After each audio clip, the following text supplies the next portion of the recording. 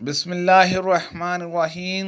ان حضرت صلی اللہ علیہ وسلم سے سنا، آپ صلی اللہ علیہ وسلم فرماتے تھے، حلال کھلا ہوا ہے اور حرام بھی کھلا ہوا ہے، اور ان دونوں کے درمیان بعض چیزیں شبہ کی ہیں جن کو بہت لوگ نہیں جانتے کہ حلال ہے یا حرام۔ پھر جو کوئی شبہ کی چیزوں سے بھی بچ گیا، اس نے اپنے دین اور عزت کو بچا لیا، اور جو کوئی ان شبہ کی چیزوں میں پڑ گیا، اس کی مثال اس چراغے کی سی ہے جو شاہی محفوظ چراگاہ کے آس پاس اپنے جانوروں کو چرائے۔ وہ قریب ہے کہ کبھی اس چراگاہ کے اندر گھس جائے اور شاہی مجرم قرار پائے۔ سن لو، ہر بادشاہ کی ایک چراگاہ ہوتی ہے، اللہ کی چراگاہ اس کی زمین پر حرام چیزیں ہیں، پس ان سے بچو۔ اور سن لو، بدن میں ایک گوشت کا ٹکڑا ہے، جب وہ درست ہو گیا سارا بدن درست ہو گیا، اور جہاں بگڑا سارا بدن بگڑ گیا۔ سن لو، وہ ٹکڑا آدمی کا دل ہے۔ میں عبداللہ بن عباس رضی اللہ عنہما کے پاس بیٹھا کرتا تھا، وہ مجھ کو خاص اپنے تخت پر بٹھاتے۔ ایک دفعہ کہنے لگے کہ تم میرے پاس مستقل طور پر رہ جاؤ، میں اپنے مال میں سے تمہارا حصہ مقرر کر دوں۔ تو میں 2 ماہ تک ان کی خدمت میں رہ گیا۔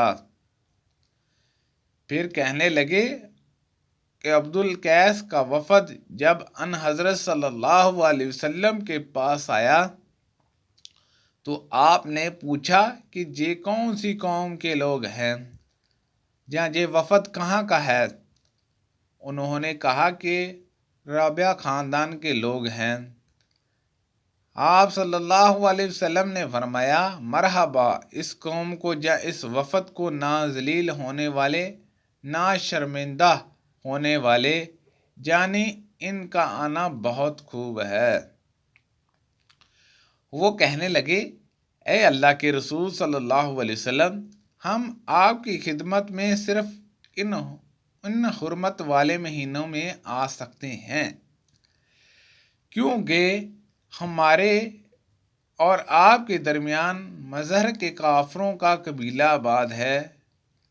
پس آپ ہم کو ایک ایسی قطعی بات بتلا دیجئے جس کی خبر ہم اپنے پچھلے لوگوں کو بھی کر دیں جو جہاں نہیں آئے، اور اس پر عمل درآمد کر کے ہم جنت میں داخل ہو جائیں۔ سبحان اللہ عز و جل۔ اور انہوں نے آپ سے اپنے برتنوں کے بارے میں بھی پوچھا۔ آپ صلی اللہ علیہ وسلم نے ان کو 4 باتوں کا حکم دیا اور 4 قسم کے برتنوں کو استعمال میں لانے سے منع فرمایا۔ ان کو حکم دیا کہ ایک اکیلے خدا پر ایمان لاؤ۔ پھر آپ صلی اللہ علیہ وسلم نے پوچھا کہ جانتے ہو ایک اکیلے خدا پر ایمان لانے کا مطلب کیا ہے؟